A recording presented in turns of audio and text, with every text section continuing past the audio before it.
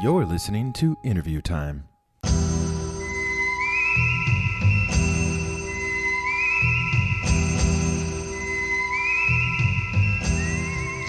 Monster Rally is the creative ecosystem of Cleveland-based artist, designer, and producer Ted Feighan. Feighan scours thrift shops, estate sales, and used vinyl bins for long-forgotten exotica, tropicalia, and obscure 60s South Asian pop records, re-contextualizing them into richly sampled instrumental hip-hop albums, all of which are adorned with handmade collages of verdant jungle flora and fauna. Feighan creates a total sensory experience, transporting the listener into a lush tropical fantasy world filled with adventure, mystery, and playful jungle creatures. In this episode, Feighan and I discuss his latest release, Castaways Volume 1, his creative life, and how, by discovering the long-lost world of exotica, he found artistic freedom.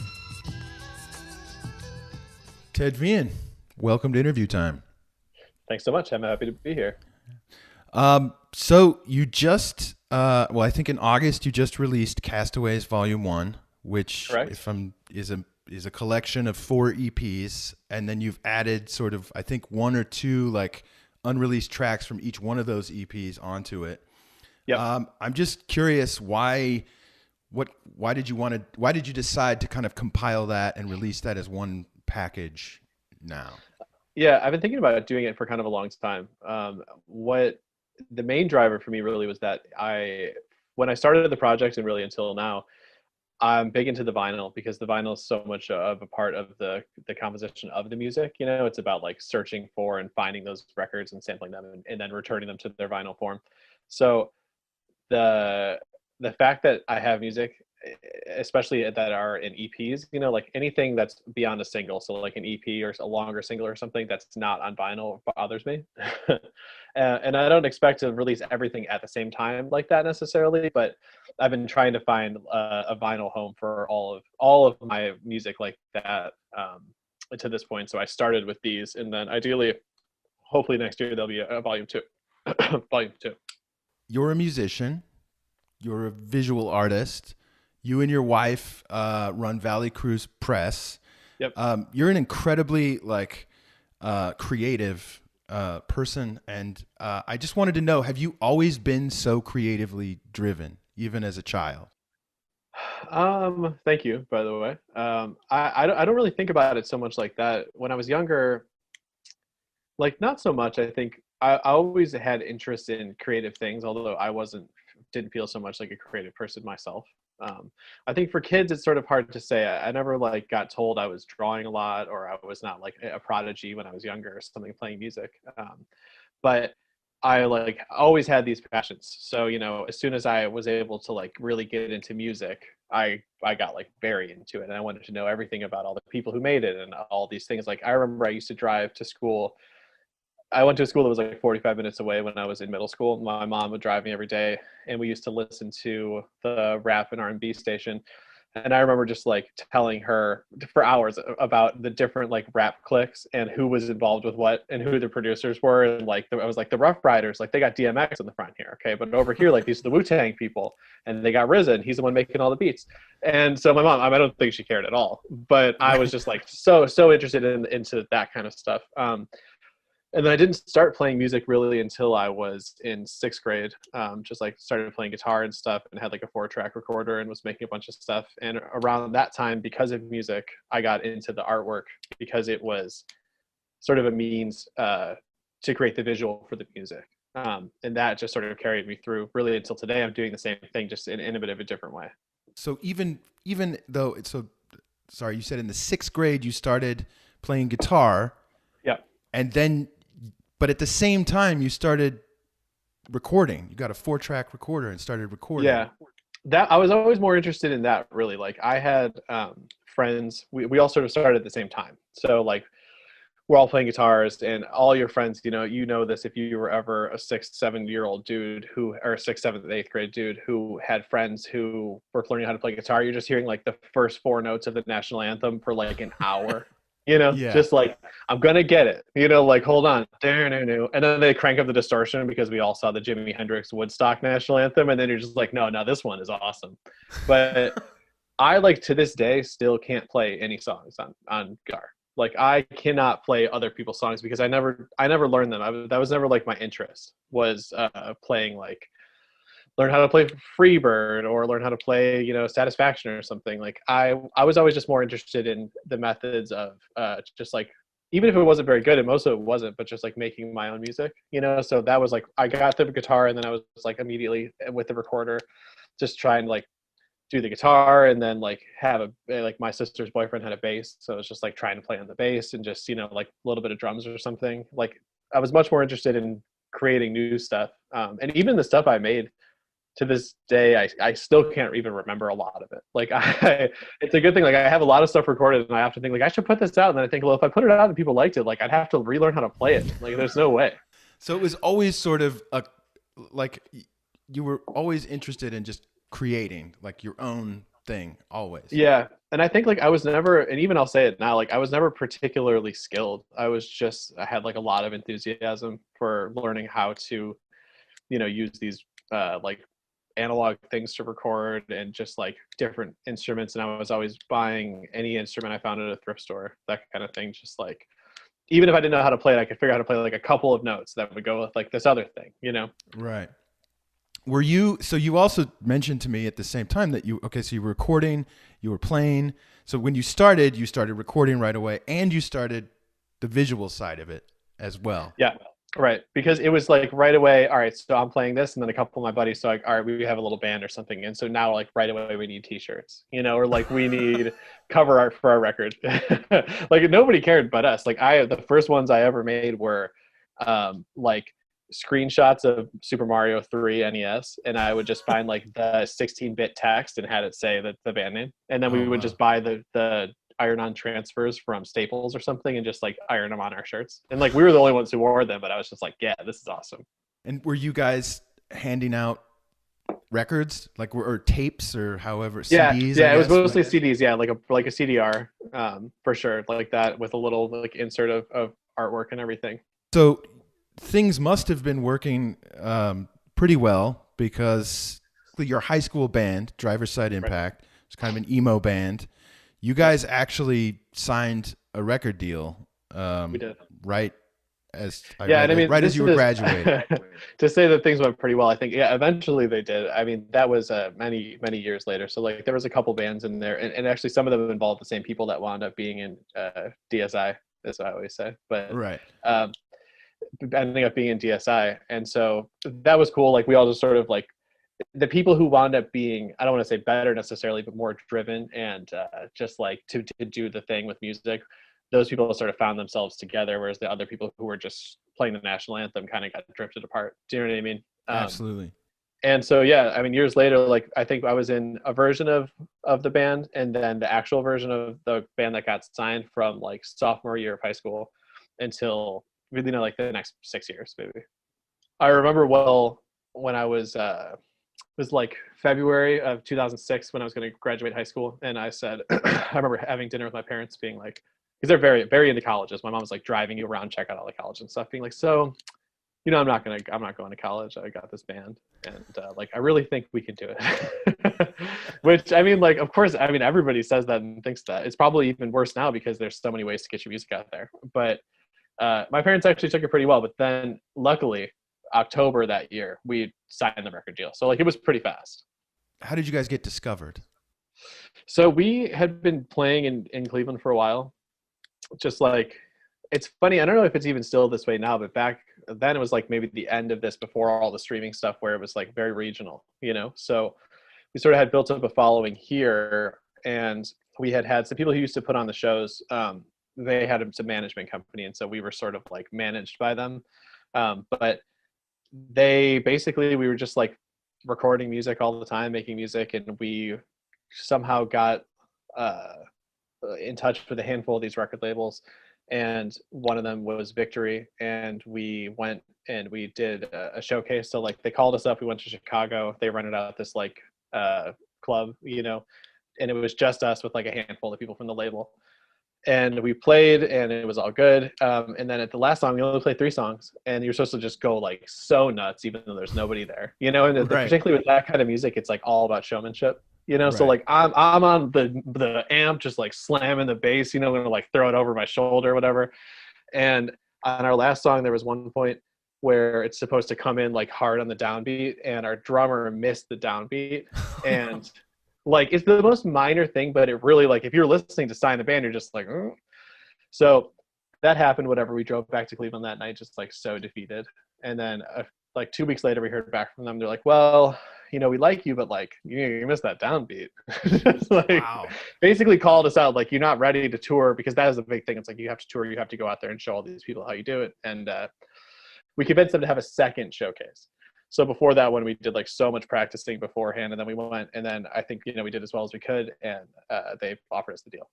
So it was like a months long process. I mean, years long to try to get them to listen to it, and then the actual getting of the record deal was like a couple of months, and then we signed it and we recorded the album like February of the next year. What was it like? I mean, you talked about sitting at the dinner table with your mom and dad and totally into colleges, as I think Right. a lot of parents are. And Yeah, I understand it. what was it like for you though, at 18 years old? It's most kids are going to college, or they're entering the workforce, or they're, you know, Right. you're going out and you're kind of maybe living what had been your dream, you thought, up to that Yep. point. What was that experience like at that time? I think, you know, it was a combination of feeling like so hyped and gratified, you know, and also just like still kind of like a little sad and disappointed, because what you think, like, you know, you don't realize how many steps there are to the actual goal that you have. So, you know, we're starting, like, we always say, like, you know, when you get signed, we're going to get huge, you know, all this sort of stuff, you know, whatever. But in between that is like recording the album, and hopefully it catches on, and then touring these things, and then like feeling disappointed when the album doesn't do as well as you thought, or like you make this video and like they're not going to play it on Fuse or whatever, you know what I Right. mean? And whatever at the time was. So like, and everything I just remember at the time was so like immediate and frantic. It was always like, you have to sign this right now or whatever. And I remember, this is a thing I had mentioned to you, that I was 18. The oldest dude was 21, and our drummer was 15. And so like he was in high school, and it was like, okay, turns out they're not going to sign you. The record deal's over because your drummer can't sign. So because he's not 18. Wow. So then it's just, I remember like all sitting at Applebee's, and somebody's just like, somebody get his mom, you know? And so like we're calling like the label, like, let his mom sign it. Like, we have to get this record deal. So anyway, it all worked out, but everything sort of had that kind of tone, you know? And I think because we're working with so many people in the band, and then there's the management, and then there's the label, and then it's just like suddenly getting signed is like what you thought was the absolute greatest, but it's just like the very beginning step of this whole potential like lifetime of your music with them. And for the label, that's just like I signed 3 bands this week, I'm hoping that one of them sticks. Do you know what I mean? So it's Right. like, Yeah. it's not what you thought, you Right. know? Even the people who out the gate do so well, I'm sure it's still not what they thought. It doesn't matter where you are. You're always like learning if things aren't what you expected. Did you guys go on a pretty extensive tour? We did, yeah. Well, and so I think that was another misconception. I think like we're gonna get signed, and then like suddenly we're touring with Thursday or something, you know. Right. And anyway, so but we did it, and then yeah, we went out from the time we got signed after the album, and then for the full like year and a half after that, just like gone the whole time on mostly pretty whack tours. You know, like Right. you're playing in a VFW hall for, you know, like 25 people or something, and like that's fine. But there was so much pressure at the time, I think, because it was just like, but you're on this label and you're doing this thing and it should be better. Like I play shows to small amounts of people like that all the time now. I mean, Yeah. and not so often, but I do. And I think like, this is cool that these people came, whatever, Right. because it's a whole different mindset. But yeah, but we did a couple like very big shows and some big tours that were cool. And then some that were just like small and moderate or whatever. I mean, most of the time, like it was pretty fun, but it was also just very exhausting, you know? And Yeah. for me, like I was always much more interested in the making, the writing of the music and the recording of the music, rather than the performing of it was cool. But, you know, like it is such a spectacle. It wasn't so much about the music. It's more like, I need to get up there and like, I want to straighten my hair to look like these other dudes, but like, I'm so sweaty. So I'm going to sweat it all out and I'm going to look like a sweaty mess on stage. And like that took priority in my mind over like, is this going to be sweet or not? You know what I mean? And it's like, Right. am I looking like a sweaty fool in this band?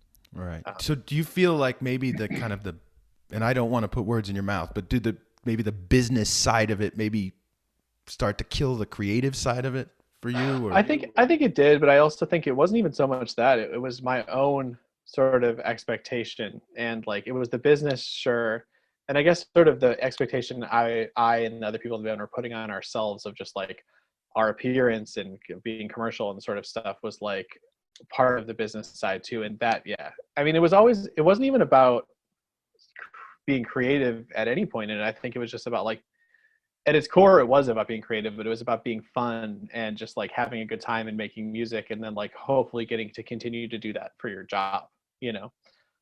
But then when you get there and realize what that job entails at the beginning, you just might be like, this sucks, and I could work forever doing this and never have a better time, you know. Yeah. What caused you to leave that? I think I read you left the band in 2008. I did. Yep.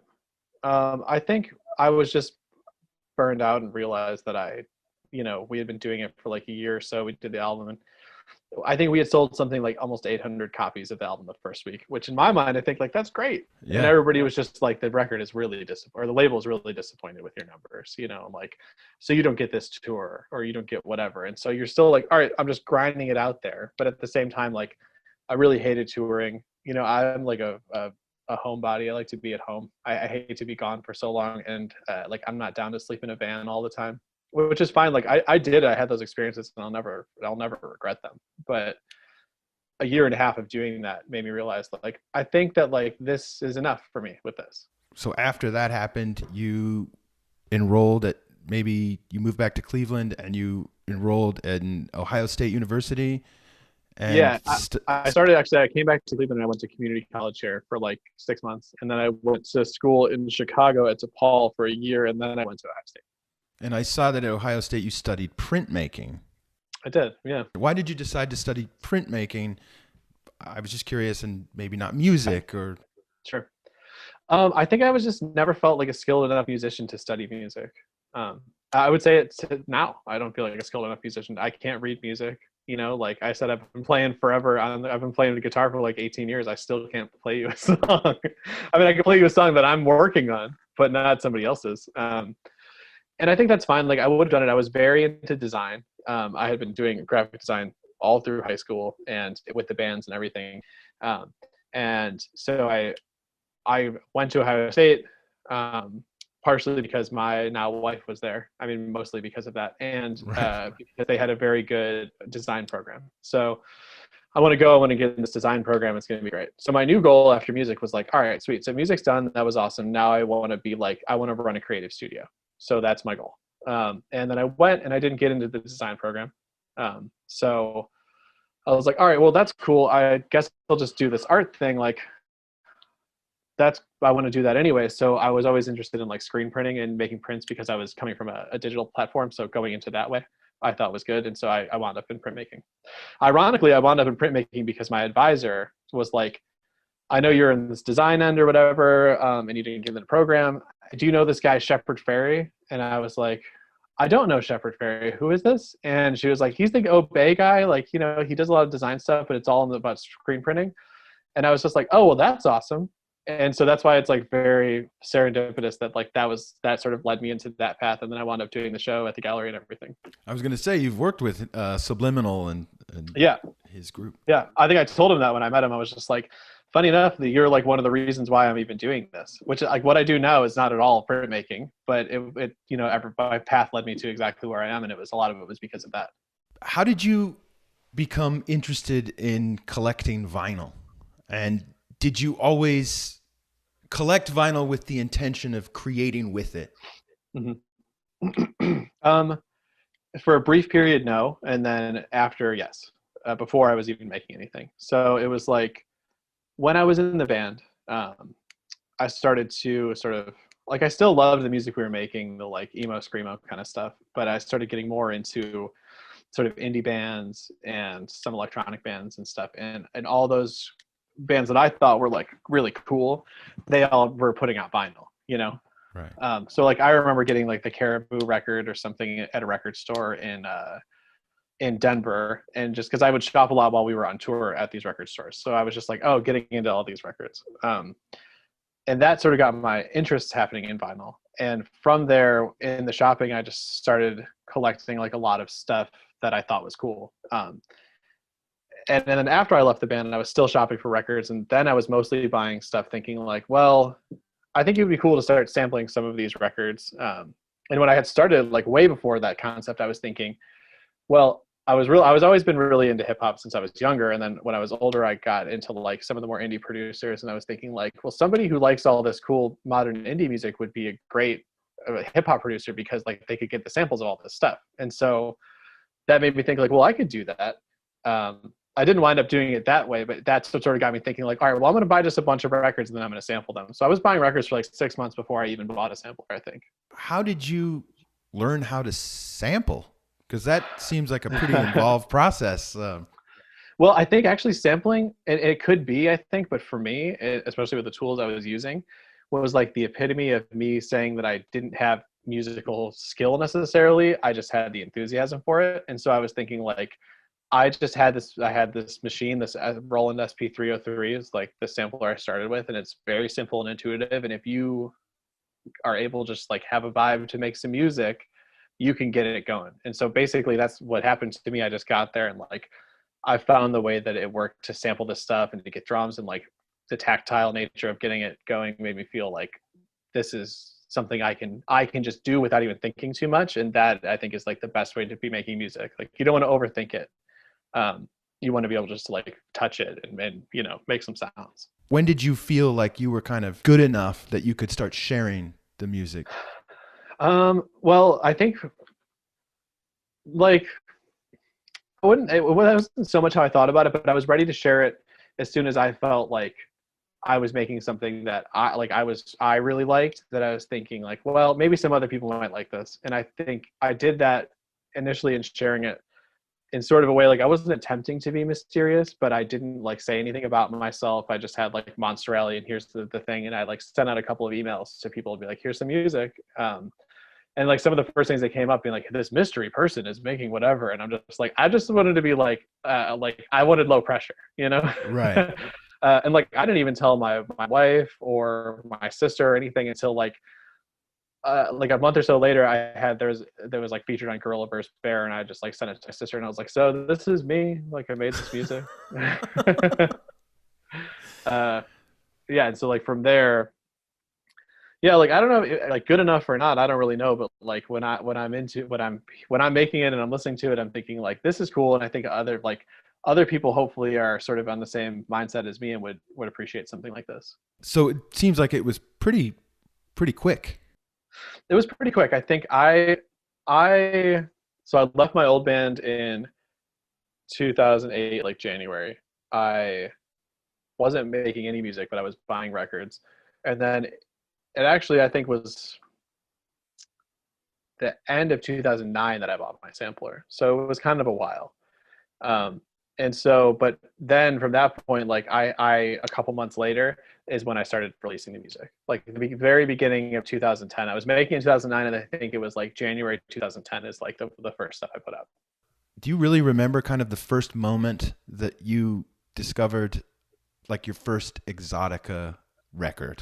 Do you remember that moment? I do. I was at a thrift store in Cleveland, and because it's the first one I bought, this is why I remember it so well. And I was just looking through some records at, I think it was just a thrift store, and I bought Quiet Village by Martin Denny.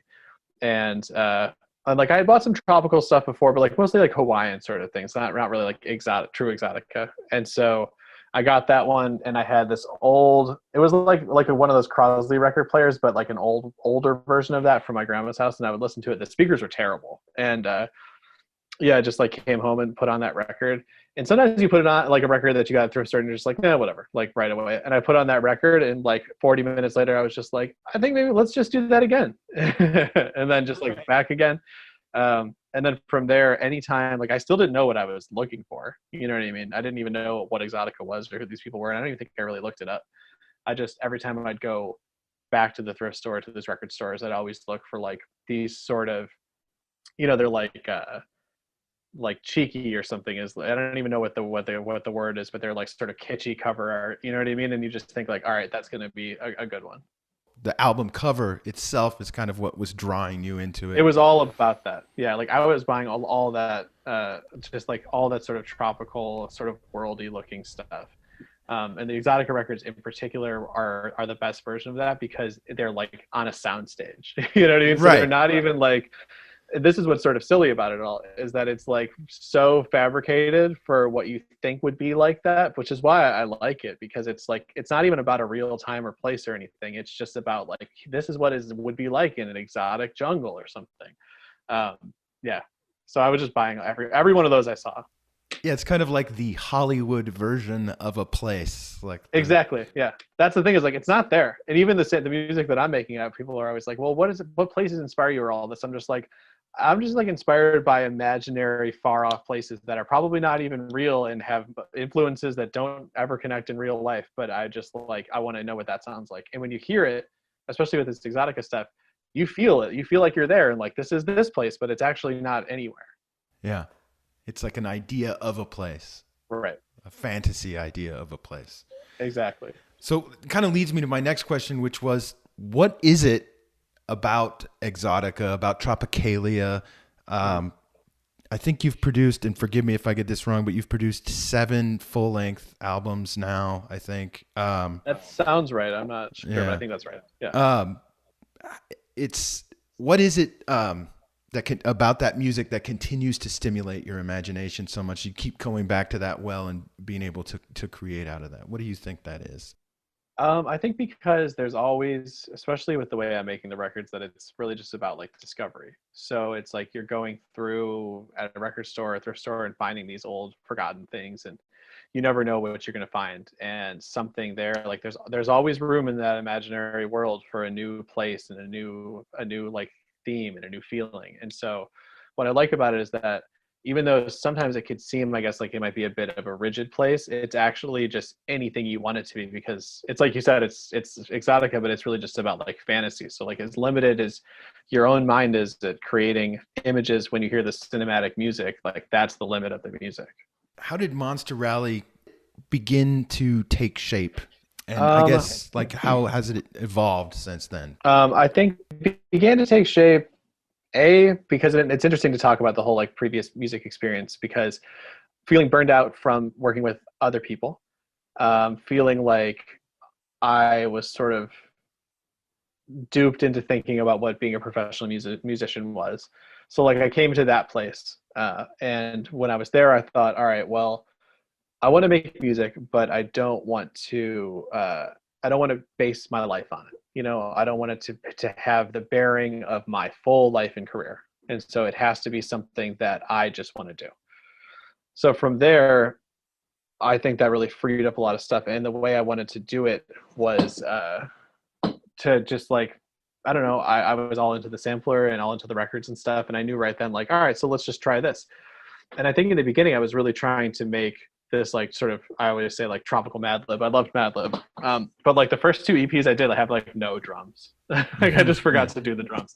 But I think I was just like into the vibe of the stuff. And so I knew basically right after I started sampling some of these records that like, all right, so this is what I've been waiting to do. You know, this was the project that's like making me feel great. And like I was so excited to make music. Like I was skipping so many of my classes just to stay home and just make music and go to the thrift store and get records and come back, and like couldn't wait to see what they sounded like. And that was like in the very beginning. So like from there, I just knew like, all right, this is what I have to do. So you kind of felt like you discovered your vision, maybe your own. I want to be cautious. I don't want to, but you kind of found your own voice or your own. And it seems like you, with Monster Rally, like you could kind of sort of remain. Well, what I'm hearing is like when you were in the band, there was constant pressure. It was like, okay, you guys, like you missed that downbeat. Constant pressure. You have to like do this. Like you messed up at the show. Yeah, your hair is not right. It's too wet. Right. Like, you know, and then now you have this place and it's sort of, and again, I don't want to put words in your mouth, but what I'm getting is like, you have this like kind of sacred space. Like this is you, you're in control. Very much so. It's my world. I get to do and it. I still feel that way. Like for me, I think like this is Australia and this is an important thing, it wasn't about me. It wasn't about me. It wasn't about how I looked. You know what I mean? It wasn't about like selling my image. It was about the music in this place. And so for me, I still think about it that way. Like Monster Alley, you know, quote unquote or whatever, is like, for me, for the person who's actually doing it, is like a location in my mind that I can go to, you know. And I was, when I was doing it, I was just like, you know, was like having like high anxiety and sort of stuff, but in doing the music, I was just like feeling great, you know, like I'm escaping into this with the sounds that I'm discovering. And just like, it's a sacred place to me. Like you said it, but I would have said the same thing. You know, that I still go to now when I'm working, you know. And I found it at that time. So I think that when I started doing it, it was clear to me. I didn't think like I would be doing it. I never thought I'd be doing it this long. But when I started then, I was just like, there's something to this. And like, I can't wait to be there every time. How did you come up with the name Monster Rally? Where did that name come from? It's such a great name. It's just instant. It is a good name. And like, I think about it so much as being associated with what I'm doing, but it's actually like such an aggressive sounding name. Yeah. So there was a book like around the same time, like 2008 period, when I was like, buying all these records. My mom had moved some stuff out of her old childhood home, and one of these things that I found was a book called Monster Alley by Chaz Addams, who's the creator of the Addams Family. Yes. And so it's like a little book of one panel cartoons. And the cover of the book, I never had the dust jacket, so I don't know what that looks like, but the front cover is like an embossed flag that says Monster Alley. And so I was just like, that'll be the name of the band. So I had the name of the band way before I was making any of the music.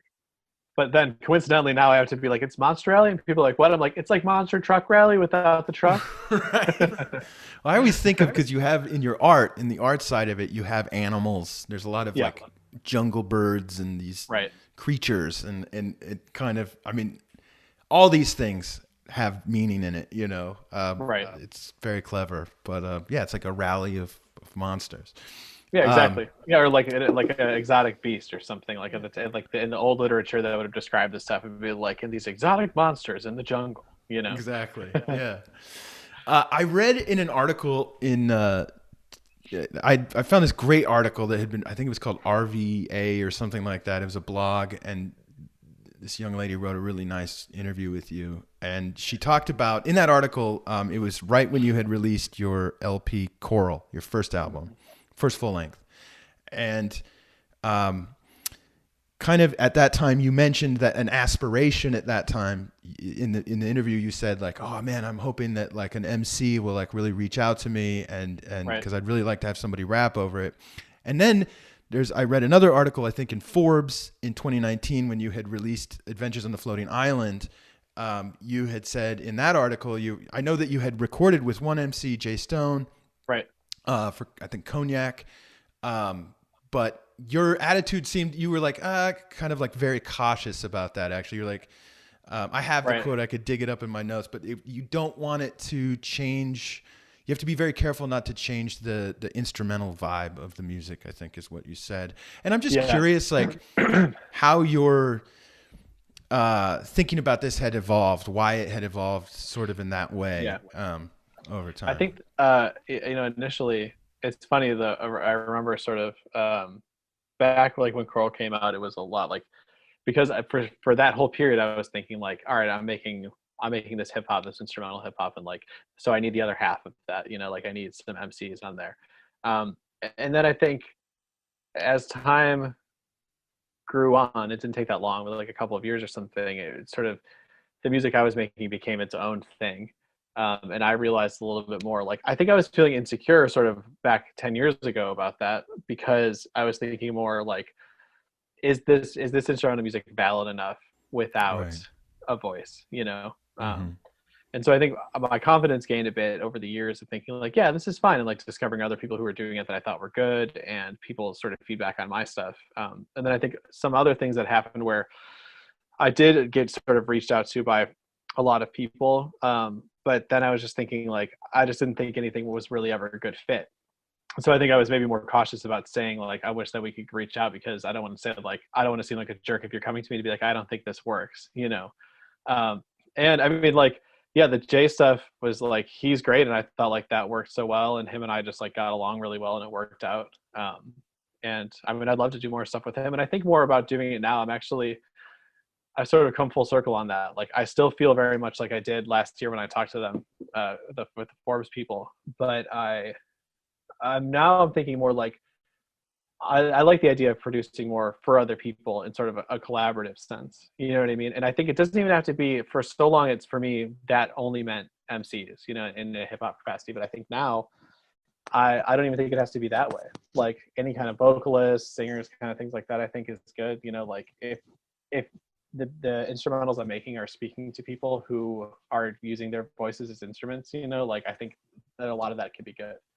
And I did last year on the Menagerie single I put out. The B-side of that was a vocal track with a girl named Mira Cook, who's also on Gold Robo. Yeah. And I thought like that one was great. Like that sort of really turned it around for me, thinking like, oh, well, actually, like this works well, you know? So I expect to do more of that in the future. I was going to ask you how your relationship with you brought up Gold Robot right now, how your relationship with Gold Robot is maybe different from the first record label you signed with. Sure. I mean, just about in every way. I was suspicious of that, but yeah. But I think what it more so came to be with that is like Gold Robot, it's the same thing as basically me. It's one dude. His name's Hunter. He's a guy who I met 10 years ago when I was doing choral. And we were just sort of like on the level, like, I love your music. I know you want to make some vinyl. I do too. Like, let's make this record together. So we started there. And then from then we just sort of started, you know, doing more and working together, you know, to just like help move things along.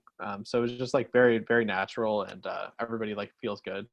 Nobody's getting feels like slighted, you know, like at the old back in the day relationship with the label I had was like, I don't think I ever spoke to the owner of the label.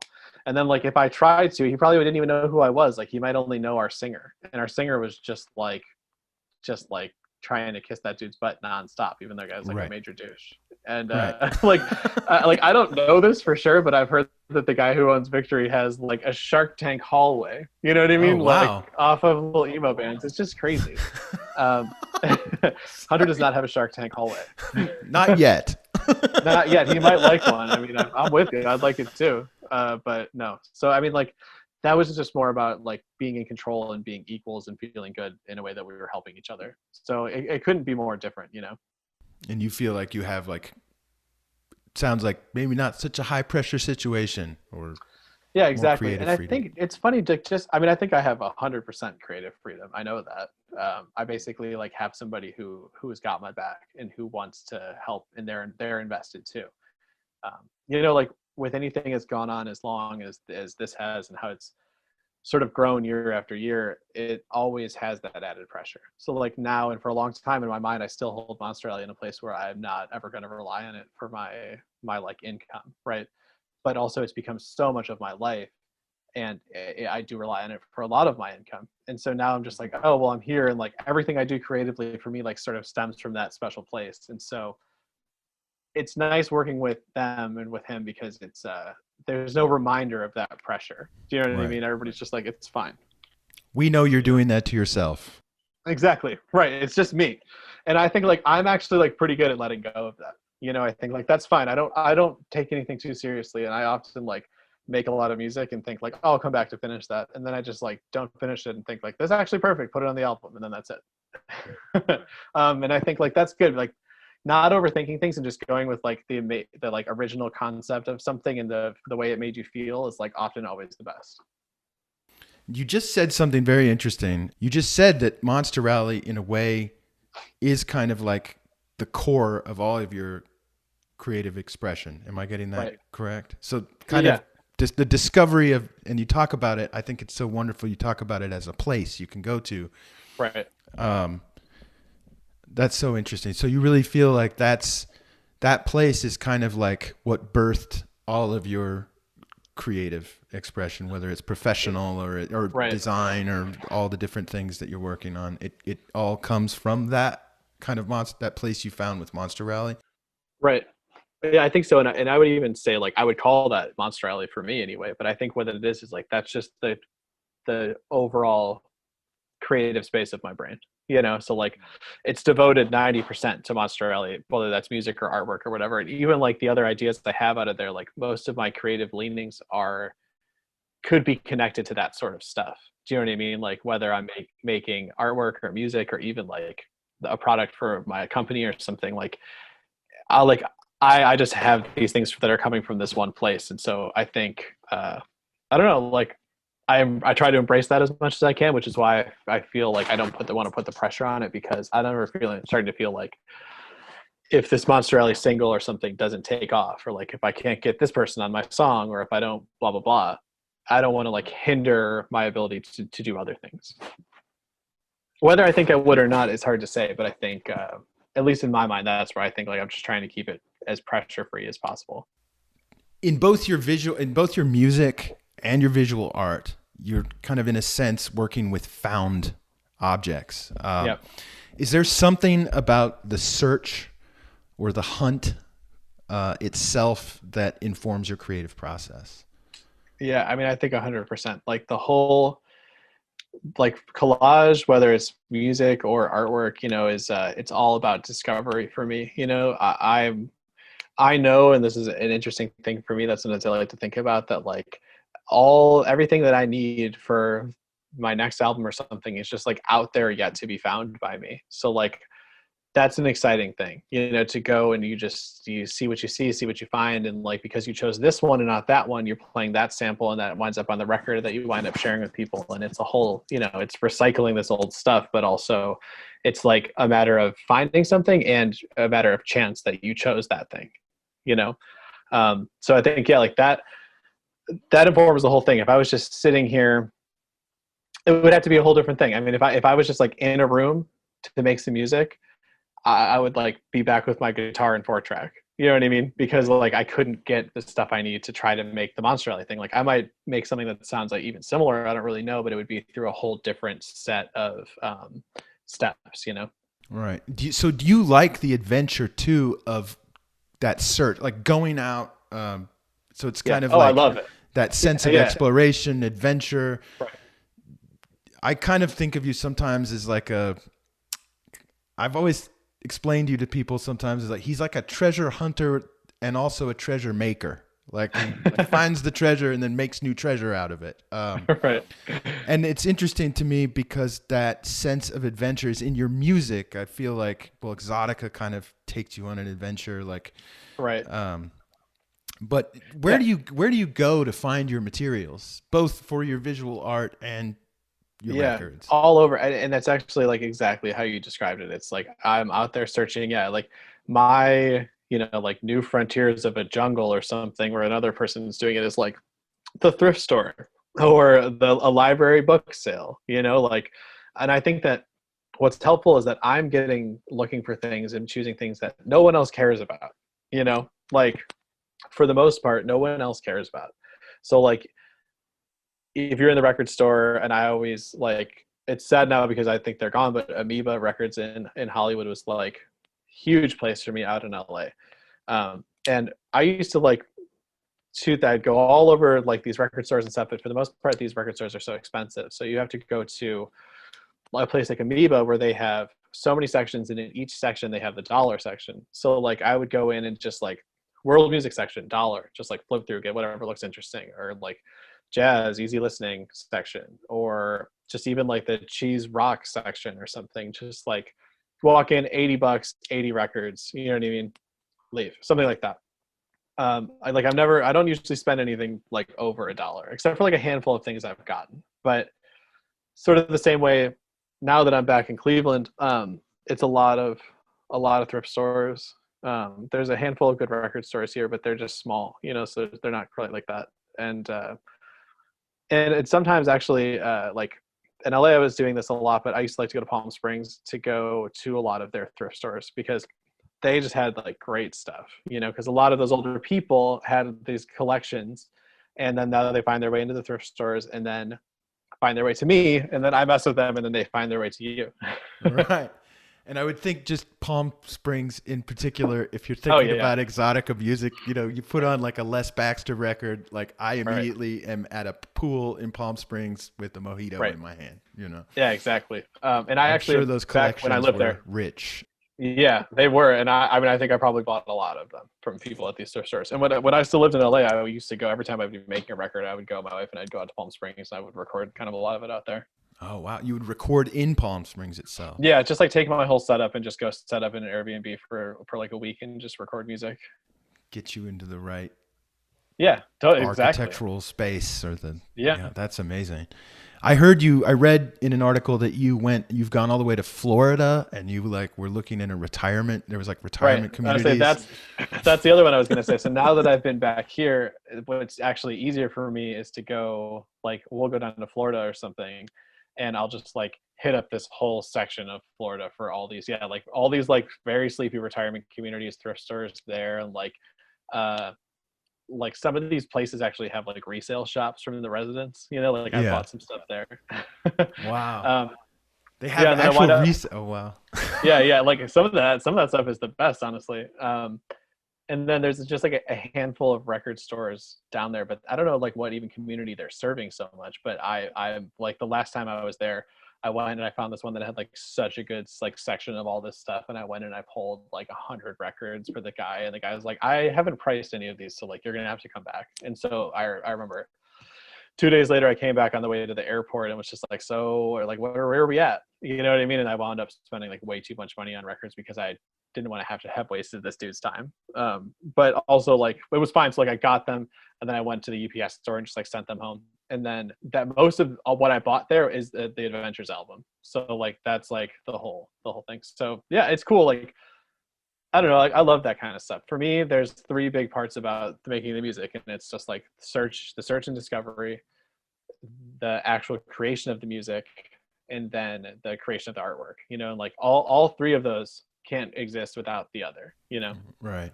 And I wanted to talk about the creation of the music next. Do you find it especially meaningful or dynamic to work with, like you're working with physical objects, like you're getting records or you're doing handmade collage. Right. Is there something particularly meaningful or especially meaningful because we're in such a digital age where you can just pull things off? Do you find it especially meaningful to work with those things in this digital age? Yeah, I think so. And I think that's like what's comforting for me about it. You know, like when I started making this stuff, like I was saying, I was like having high anxiety and sort of stuff like that. Like I could go to Monsterelli Zone, you know, make some Monsterelli music or whatever. And like I needed some power to plug in my sampler and record player, but I don't need a computer. Like I don't need my phone. And even now when I do it, when I'm making music or something, I'll turn my phone off. I won't even take it. Like, I don't want to be reminded that like Instagram exists. Do you know what I mean? Yeah. Like I want to be away. And I think that's a big thing for me. And that's why I like the sampler I use, because it's very much like very tactile. Like I don't program it to loop these things. When you hear them in the song, it's like I'm triggering everything, because that's just the only way I know how to do it. Like I record all my albums in GarageBand because I'm just like keeping it as streamlined as possible. So just like an interface to record, I'm working on my sampler, like light edits, and then export. That's it. I could be, you know, and especially with the vinyl, like you're talking about the physical, like that's a huge thing for me, because it's just like feeling that and putting it on there and seeing the grooves and thinking like, all right, well, let's just like jump to the beginning of this song because that might have something cool or whatever. And the limitations in that are what drive the whole sound, you know. The problem I find for myself, although some people thrive on this, is that with digital stuff, there are 1,000 options. You know, I mean, not 1,000. There's literally endless options. So like, how am I supposed to decide? I'm going to get my paradox of choice or whatever is going to just crush me before I do anything. Yeah. You know what I mean? So I don't, like, I've tried a few times to start to produce a little bit in digitally and use like Ableton or something. And every time I'm always just like, setting up these like kits for your drums or something is just so confusing when I could just like be banging it out on the sampler. Yeah. So I don't know. I think, and I definitely, there's downsides to that, but for me, I just, if I'm not like fully ingrained in that process, or if I'm on my computer and like tweak my reverb or something, I'm just gonna be like, I gotta check my email real quick. And then I'm just like, suddenly I'm working, you know what I mean? Yeah. And then you're not in the same space. And also I think limitation can actually fuel creativity. It's huge. Like I think some people thrive on endless options, but for the most part, people thrive on a handful of pieces of sources and materials. You know, at least for me, especially like with the music and with the artwork and stuff, it's just about minimal tools, a handful of stuff you've found and chosen, and then whatever you want to do with that. Also, I think with this kind of more analog way, it adds a sense of texture that you just can't get from a digital source. Yeah, but. I agree, and I think a lot of too with the samples at least are the more beat up records. Like I bought, they're $1. Like I said, they're kind of crummy. There's like a little bit of scratches. The sound quality is not great necessarily, but all of those little elements are like the seasoning on your stuff. You know what I mean? Right. If you're gonna go and sample some like super clean something directly from Spotify or whatever, you're gonna then try to mess it up in your digital workstation or whatever, and then so yeah, you get there, but then you wind up with the manufactured sound. So like, and some of that's good, and like you might not even care, but you don't even need to do that if you're going in the other way. Like I remember I said this to somebody else the other day, but about how I don't ever really read anything on like comments, on YouTube or something, but I found myself on one of my YouTube videos and somebody was just like most of them were good, some of them were bad, but somebody was just like, I cannot stand this vinyl effect on every single song. And I was just like, all right, man, like there's no vinyl effect. Right. And then like, if you don't like that, like I'm sorry, you're done. You're not going to like my music, Yeah. If you don't like that texture, then you don't get it. Right. And that's fine. Some people don't. There's plenty of music I don't like. Yeah. I'd say there's probably more music I don't like than music that I do. Yeah, I like a lot of music. Has to be true. I would say I like so much stuff, but I still probably don't like most of Yeah. it. Each one of your albums has its own distinct musical and visual identity, and like all the parts fit together and kind of tell a story. How do you achieve this, like, I call it like aesthetic, but I think also narrative kind of cohesion? I think, when I was first making the records, I wasn't thinking like so much about this. It was always like the way that has helped me sort of, most of my albums have been made in a particular place. So like, no, I don't think any two albums have been made in the same physical space. For a long time, I was sort of moving around a lot. Like the albums I'm recording or what I'm making now will be the first time I made Adventures, and I'll make this next one where I am now. But so it was always just about like being in a place, making whatever music I was making at that time, and then keep putting it together. I see. For the first few albums. And then after that, I started to come into them a little bit more sort of conceptually because they were kind of existing in a place for me. And so most of the newer ones anyway, all have like a pretty defined like narrative and story arc in my mind that wound up sort of dictating the sequencing and the track lists and all that, and then winds up sort of informing the artwork too. Most people don't know about any of them, obviously, because they're mostly just for me.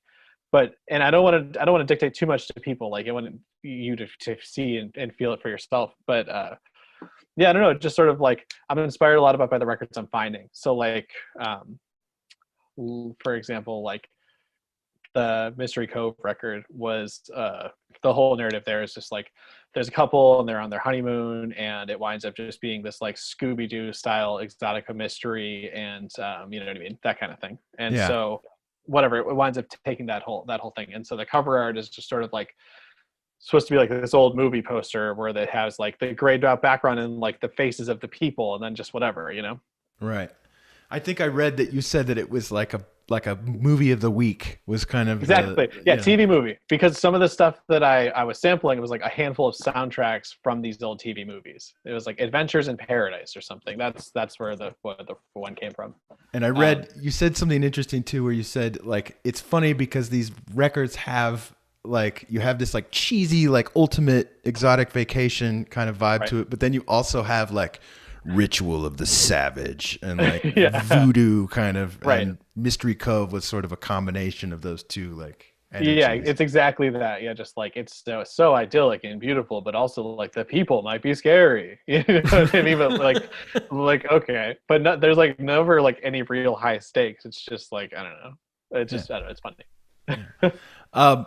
You so we're kind of in an era now because of the digital age again. That's more single oriented, like single track. Big Artists time. really just care about a single track. You seem to be more interested in creating an entire album. And I feel like I'll listen to one of your records and which I do all the time, but I'll put it on and then I can't believe it's over. Right. And is that something that you're consciously interested in? Like you're really interested in assembling an entire album? Yeah. Is that something it's much harder for me to think about a single, especially because, I mean, if you know the music, the nature of it is not so much about the individual. It's about like every song in a single track is just like a little bit of like a vibe or like a cinematic moment in the whole story arc, you know what I mean, of the record itself. Or even in just, if you're not even gonna go to like the conceptual level, in just like this 40 minutes of music, you know what I mean? Right. So it's much harder for me to make songs that stand alone. And it's tough because for the most part, that's what you get, you know what I mean? And even the records that come out for people, it's generally like a assembly of their past year's singles with a bit of filler, Right. So I don't know. I've always been interested in the full album, mostly because of just the vinyl interests of not only the sampling, but of creating back to the vinyl. And for me, basically every time I make the records, I make two. I make an A side or a B side. And so it's always just like intermission, you know what I mean? And then whatever on the other side. So it's a much harder for me to think about it in a shorter context. But on the other hand, I think it's harder for me to think like, hey, listen, just like give me a chance, listen to my music. Give me like 40 minutes. You know what I mean? Yeah. Like you're lucky to get 40 seconds from somebody. You know what I mean? So it's like, I think that's actually like a bit of a hindrance to me in my, my career, I guess, if you want to say, with music. But also, I'm interested in creating these pieces of music, and I have made smaller ones. Like the Flight to the Jungle or something. Basically, it was an EP, but was 2 tracks or something. Like for me, that's about as short as I can go and feel like something is complete. Right. Well, your music does have like and even though we as listeners may not be aware of it, there is a sense of a story. Right. And I was going to ask you if you had ever been interested in maybe composing music for a film or for a TV show. Yeah, I've thought actually a lot about that. No plans as of yet. The problem is that I haven't. It's tough. Like that's something I would absolutely love to do, but unless somebody comes to me to do it, I would have to produce them myself. And so like, I don't think while I'd love to do that, I just don't trust myself to actually get it done. You know what I mean? I would love to produce, back when Mystery Cove came out, I was thinking like my brother-in-law is like a director, filmmaker, writer. And I was thinking like, oh, well, like, let's just make the movie, like it can be cheap, whatever. Let's just make the Mystery Cove movie. Right. But ultimately, I mean, like that fell through because it's just, the undertaking is huge. Yeah. But yeah, I'd love to do it. If anybody hears it and you're looking to produce a film or something, let me know.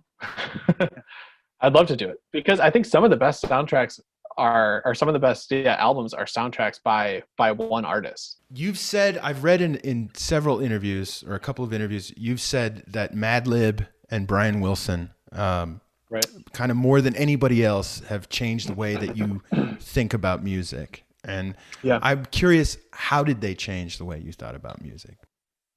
I think it's like for them more so as like if I was looking at my musical development, or even just as my life in a linear way, there would be all these bumps or whatever. But like a couple of them would be like the discovery of Brian Wilson, and then like the discovery of Madlib. Because for me, like I came from, like I was really when I was younger, I was like the first music I was into were like radio hip hop, and then just like punk music, and then like emo, screamo, and then I was getting to some indie music or whatever. And then I had listened to bands inspired by the Beach Boys, but never really listened to it themselves, right? So I was listening to like Of Montreal or something, what I mean, with the vocal harmonies. And then I was just like, oh, someone's like, hey, you should listen to this Pet Sounds album, And I was like, oh, whatever. Like, I know that my mom likes the Beach Boys or whatever.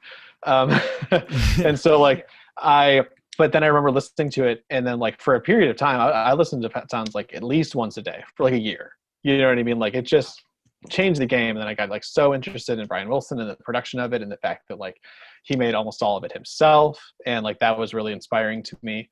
And just like, I don't know, the way that those songs are and the instrumentals, and I don't know, like there's something very special about his music that that made me look at the music as a whole differently, you know.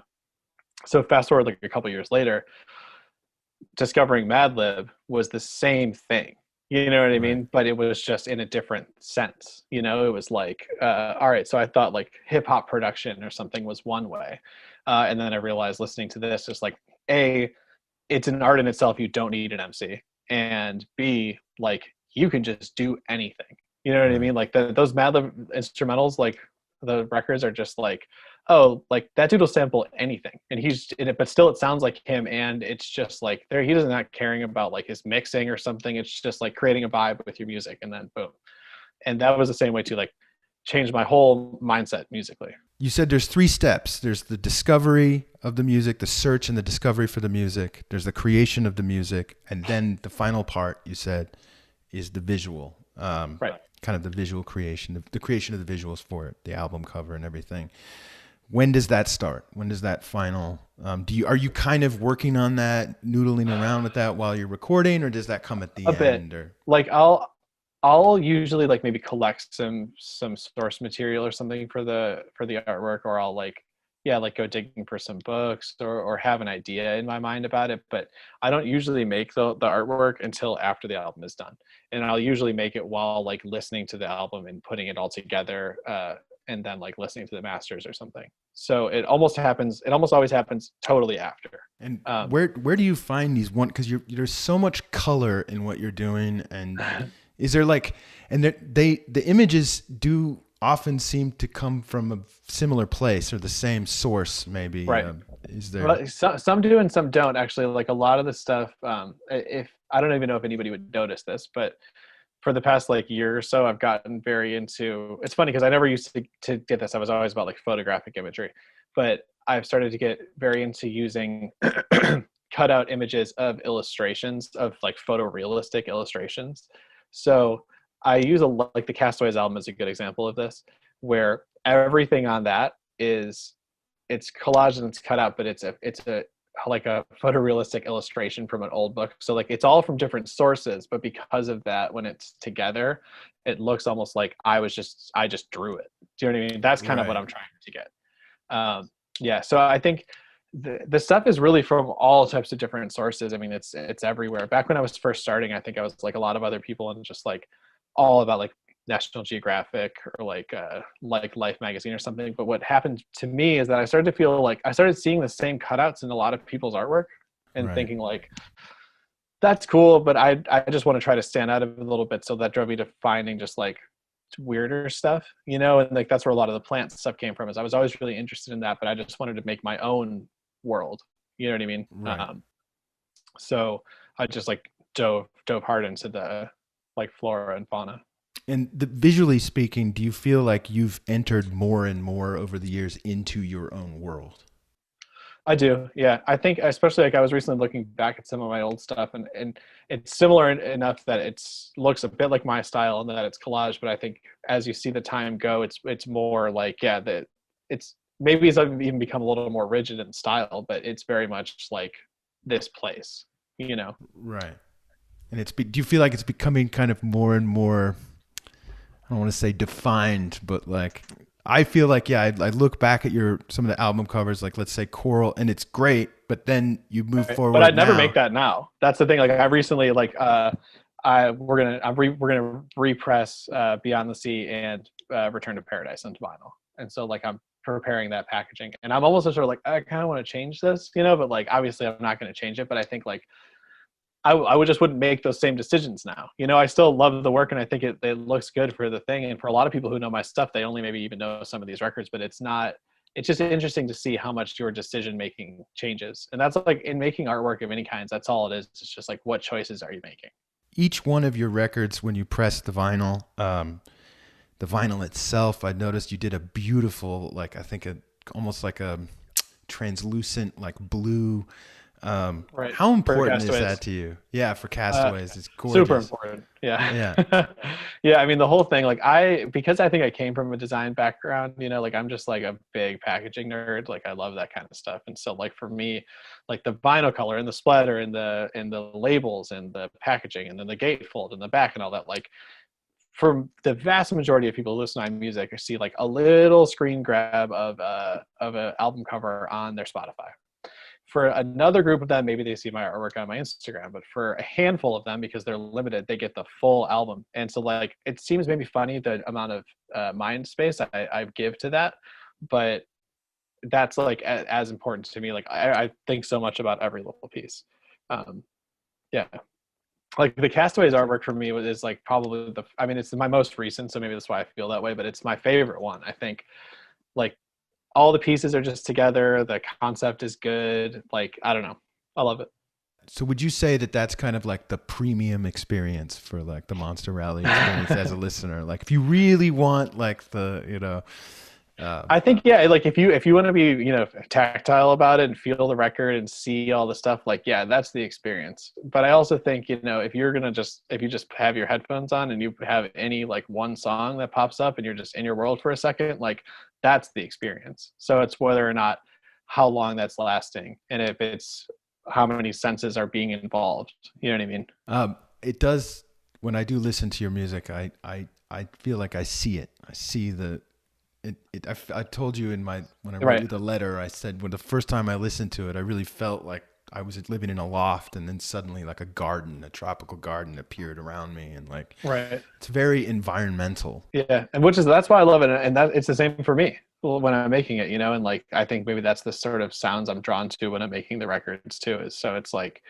uh, yeah, you just like get away for a minute, and that's why it's nice not to have with the absence of a human voice, you fill your own space. So when you have instrumental music, that just happens, and everybody experiences it differently, which is also what I like so much. Like I have these ideas when I listen to the music and I think about like I have visions and I think whatever, but other people feel differently and they have different things, or they heard it in a different place and it was special to them, or they, because of where they were at, they imagined different things. And so I think, I don't know, I love the different experiences that not even just mine, but instrumental music in general evokes with people.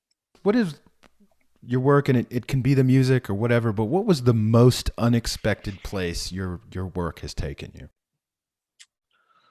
Oh man. I I'm not sure. I think that's an interesting question. I don't really know. I think a lot of the places seem not expected necessarily, but I think, like whether it's locations to play shows or like affiliations with certain like brands or like other producers or something, I think it all, I don't know how much of it has been unexpected. I'm always like surprised when I hear about people like being fans of the music. Like even people I meet or something are it just always surprises me because I make it myself and I rarely play shows and all this stuff. So it's just funny for me. Like if I didn't see the Spotify data or something, I would think like, is anybody listening? Right. Right. Yeah. um, I don't know. I think not maybe the most unexpected or anything, but the highlight of where this has taken me, I think, over the past several years was my show in LA, at the Subliminal Gallery. Like I said earlier, that I was a fan of Shepard Fairey, and I wish that every show I did could be this like multimedia sort of Right. experience. Because for me, when I'm playing in like shows or something, I have a projector or something, and I think that's cool. But no matter what, you're still in this like sort of bar or small club kind of environment, which is cool, but is not. You're just missing out on the whole thing, Like I'm always joking that I want to go do a tour of botanical gardens. Like there's a really beautiful one in Cleveland, and I think like, let me just go do a show in this botanical garden. You know what I mean? I wrote them about it actually, but they never got back to me. I think I understand maybe they're afraid people are going to mess up the flowers. And actually, a couple of years ago when I started working with my booking agent, she was just like so on board with all that stuff. Like she was trying to get me these shows in like these big living garden rooms of museums and stuff. And I mean, honestly, this year probably would have involved some of that stuff, had it not been obviously how it is, which is too bad. But hopefully when things are better and we can be safer about it or whatever, we can start to do some stuff like that. Because for me, I love to play the music out. I love to meet the people, but I'd much rather have those sort of sort of sensory experiences, involved with the music. So I know that's not exactly the answer to your question, but it's one nonetheless. That's lovely. No, that's great. What has been the most challenging thing for you living this creative life? Because I think you make your living like completely from your work. Yeah. So exactly, from my work in one way or another. I mean, it's Monsterelli artwork and Valley Cruise. So I don't have another job. That's what I'm doing. And while they're all pretty separate, actually, they're just all part of the whole. I mean, I'd be lost without my wife, because she's the one. I can be over here just thinking like, well, I want to do this, or I want to do that, or whatever. But like, she's a much more analytical person. And so, and I think you'd find this with a lot of people who work creatively, is that like next to them is a person who's much better at their life. But I think the biggest challenge really is just not letting myself get overwhelmed by like pressure to create and to be successful creating. Because like, I mean, anybody who makes things knows like you make a lot of stuff that's not great. And that's all right. Like you have to get through some garbage stuff to get that good stuff. And even still, like the Adventures album, I think is like one of my best records. I really like feel proud of it. But I spent like 6 months making music for that album, and I hated all of it. Like didn't use any of it. And I think a lot of that had to do with my source material. Like I just wasn't happy. And then like around that time where that turned is when I was in Florida and bought all those records. And when I came back, I made the record in like 6 weeks. You know what I mean? So just like not getting discouraged, because there's so much to get discouraged about in creating. And it's a struggle not to.